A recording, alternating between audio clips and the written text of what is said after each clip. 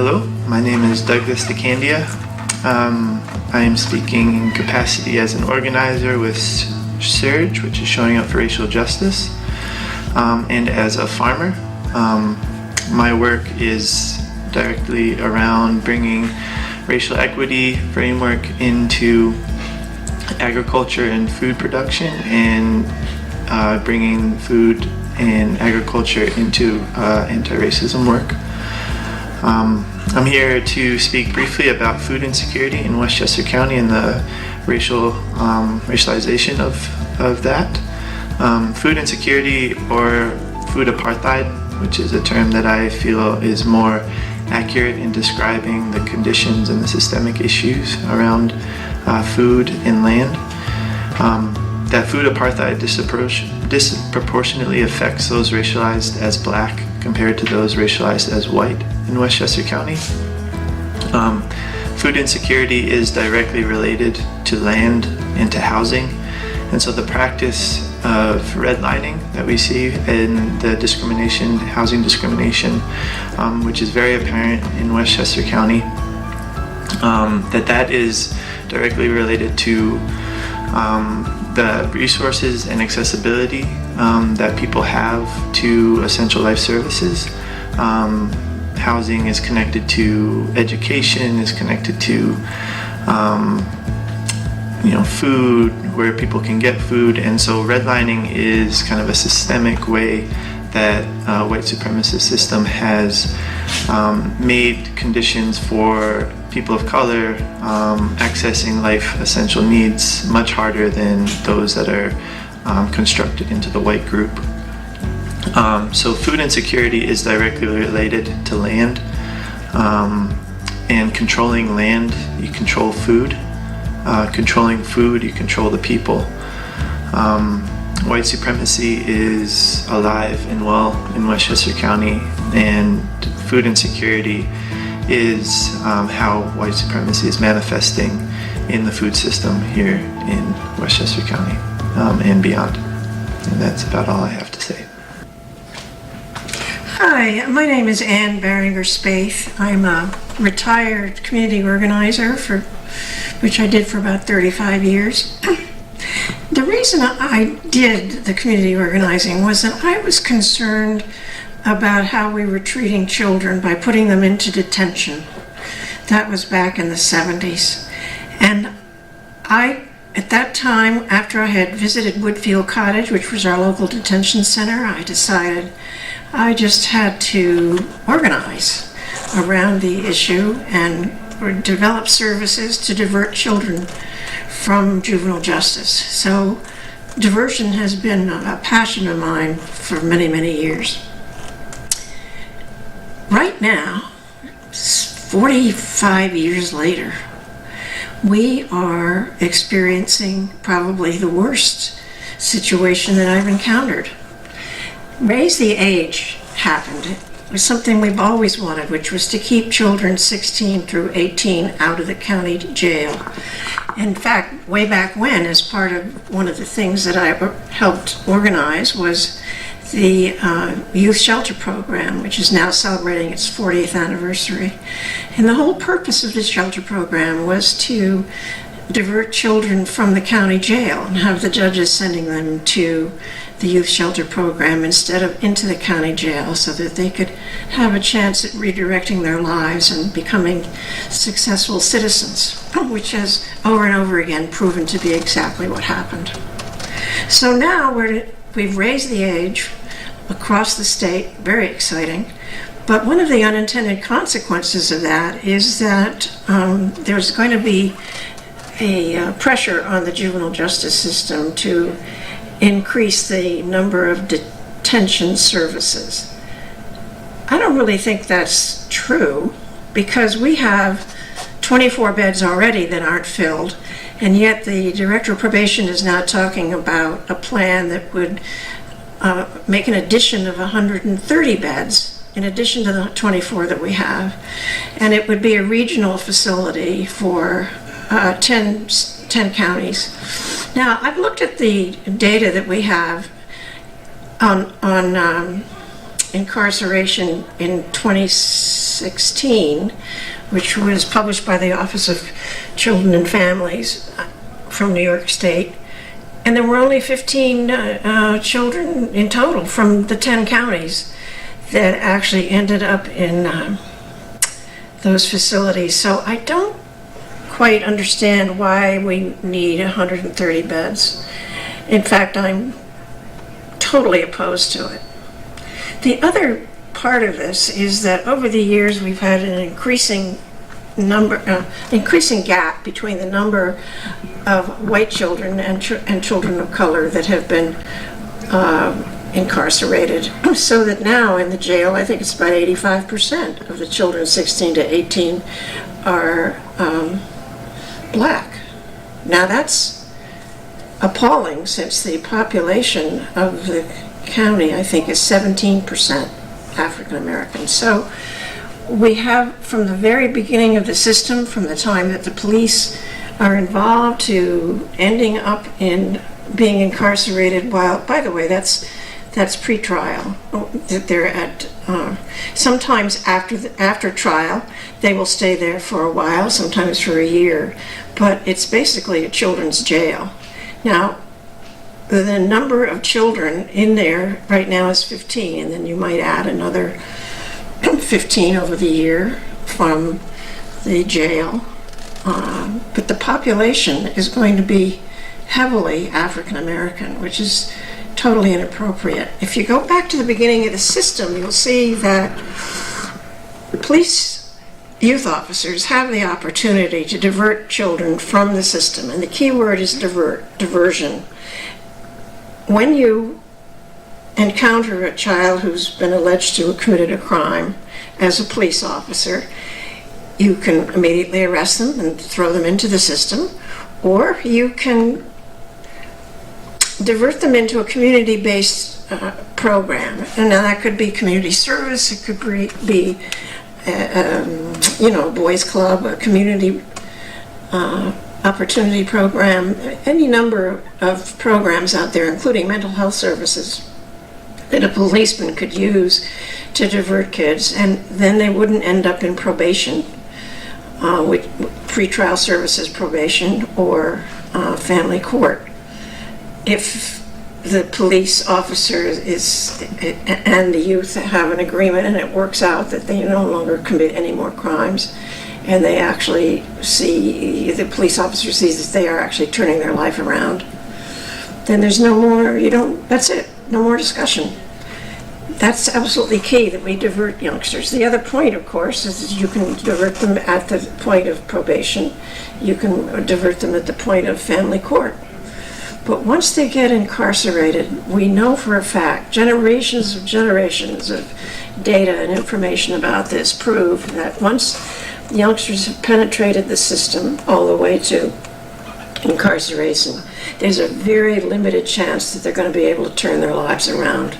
Very, very, the recidivism rate is very high, and their opportunities to become better criminals than they were than perhaps before they even got there is also very high. So my concern for the future is that we don't build 130 beds. Maybe we need some beds, maybe we need better beds, but we don't need 130. The numbers just don't support it, nor should the attitude.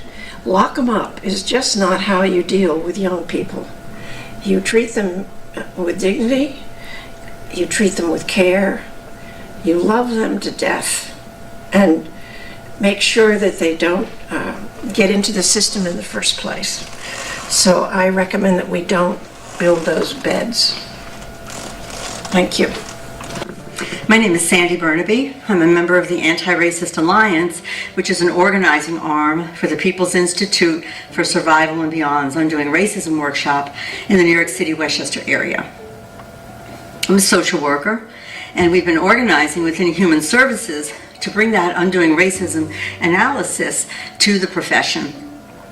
And the reason is because after we did that workshop, we had an understanding of how systems work, how systems behave at the level of design. So many of us well-intended people who care deeply, are working in the schools of education or just education system, healthcare, housing, and we're baffled. We're baffled.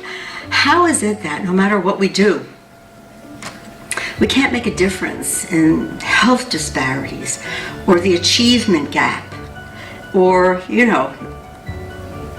all of the disparate outcomes? We're just really baffled. How is it that the same group of people, the same 12 to 15% of African Americans fare so poorly in all of these systems? And we're taught that maybe they just need to try harder. Maybe they just need a program to give them a leg up. Maybe there's just something that we could do to help them to get the same outcomes that white people get when they come to services, when they go to schools, when they go to health services, when they're just living a good life. And what we've come to understand is that not all things are equal. That these outcomes that we're seeing, the disparate outcomes when you compare the race group white to the race group black or Native American, the disparity that we see there has happened since the beginning of time because of the way institutions are designed. When the Constitution was written, which is the law of the land, already all of the institutions had been established by the founding fathers and mothers. They brought all of that wisdom from England, the healthcare system, the library system, the roads, the medical system. And embodied in that was everything that they had learned and everything that they had known, how to design systems for themselves and their children, and how those systems would benefit. When you look at the Constitution, you see something very interesting in the First Amendment, right? Actually in the first article. The first article, second paragraph. The founding fathers had to decide, what are we going to do? But the fact that in the South we have more enslaved Africans than we have free white landowners, who at that time were the only people who could vote. What are we going to do? There are more enslaved Africans than there are men who could vote. And so, in the first article of the Constitution, the second paragraph is that 3/5 clause. For the purpose of representation, for the purpose of voting, all enslaved Africans would be considered 3/5 of a human, a person, and Native Americans not counted at all. Why was that put in there? It was put in there because we are a race-constructed society, and this was to ensure that white people would benefit and would maintain the power and the supremacy that this great country was designed for. So when we look at these disparities that we see every day, and we have clarity about embedded racism is at the line, at the level of design. It was designed for white people, by white people, to the benefit of their children and their communities. Not necessarily to avoid benefit to others, but it wasn't designed that way. So our natural inclination to develop services, to develop programs to help other people benefit from a system that wasn't designed for them keeps failing. The intervention needs to happen at the systems level, at the program level, at the institutional level. We have to admit that there was a flaw there. If we want to have better outcomes, we have to do something differently at the level of design. We're talking about policies, practices, implicit bias.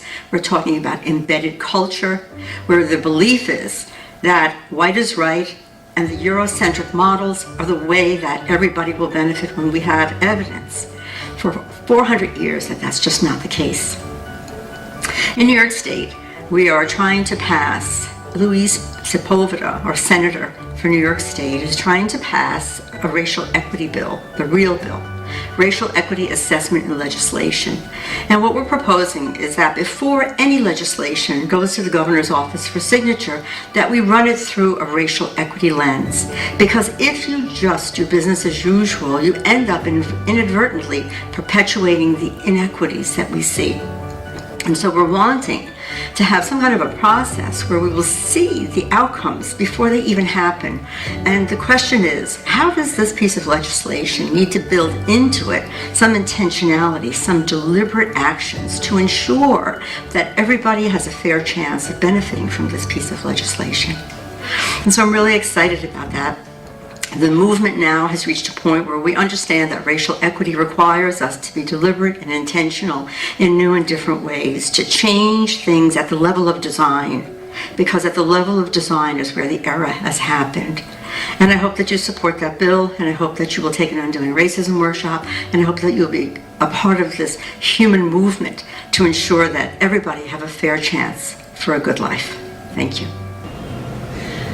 Hello, my name is the Reverend Doris K Dalton. I am the Executive Director for the Westchester Martin Luther King Jr. Institute for Nonviolence. So, I want to tell you a story.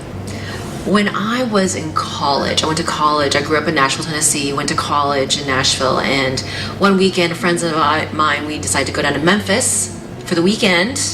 I mean, why not? Beale Street, ribs, everything. We decided to stop by the newly opened or reopened Civil Rights Museum, which was housed in the Lorraine Hotel where Dr. King was killed. And as I walked through this museum, it took me so long to get through the museum, but as I was walking through, I had a sudden realization.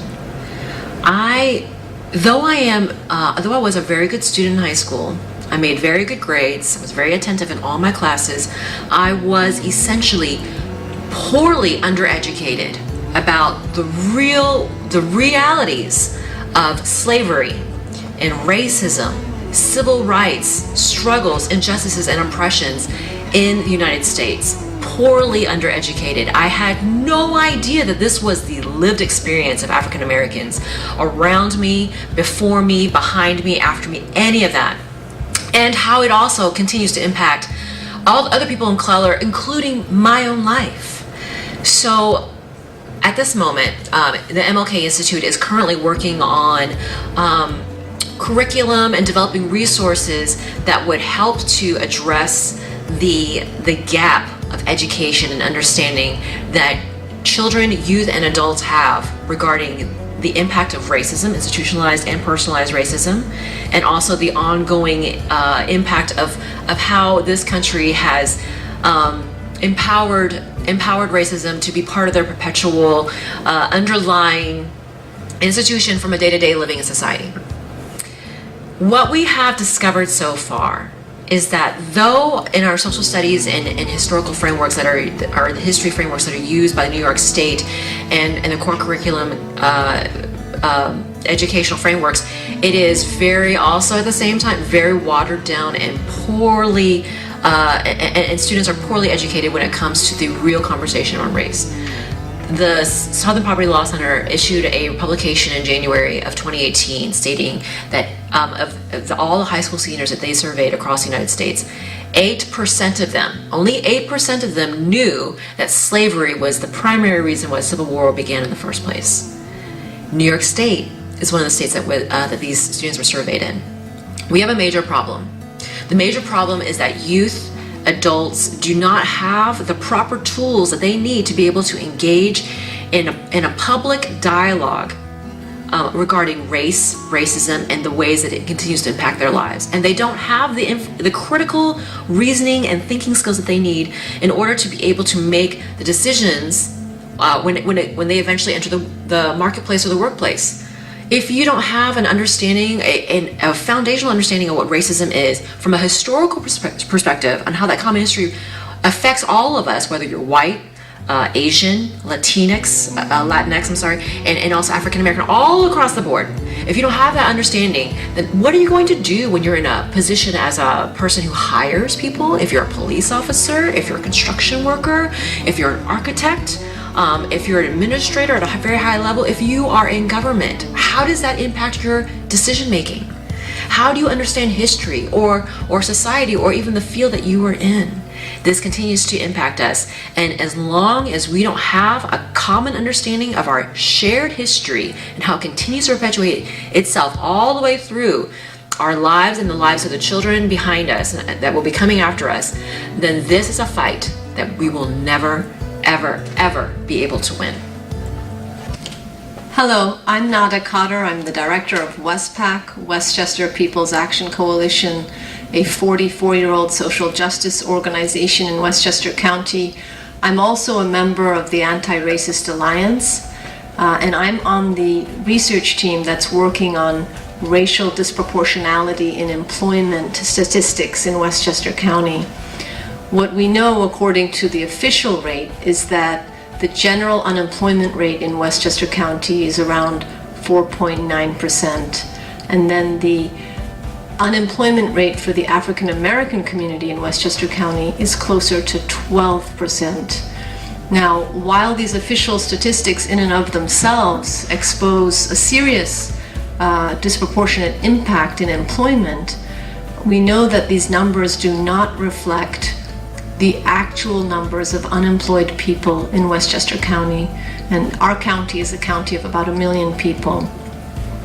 The official unemployment statistic does not include the numbers of people who have stopped looking for work, and it also does not include the number of people who are underemployed, who are working for part-time jobs without benefits, but who really would prefer to have full-time employment with benefits.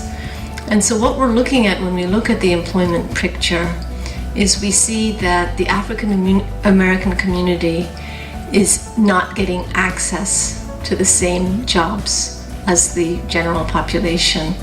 And part of what we're trying to do here in Westchester is we will start creating networking opportunities for African Americans, for communities of color, to gain access to jobs when they become available. We're also concerned about the quality of jobs. We're not looking to promote minimum wage jobs that are very monotonous. We're looking for people. Our goal is to have every person in Westchester County fully employed in meaningful work at a living wage. And we also want to close the racial employment gap in Westchester County, including the racial leadership gap in Westchester County.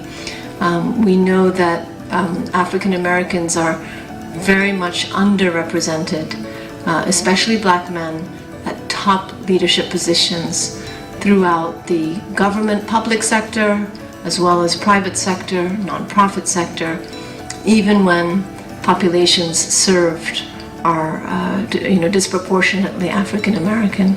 So all of these are crucial issues that we're working to address, to raise awareness of, and also seek permanent solutions.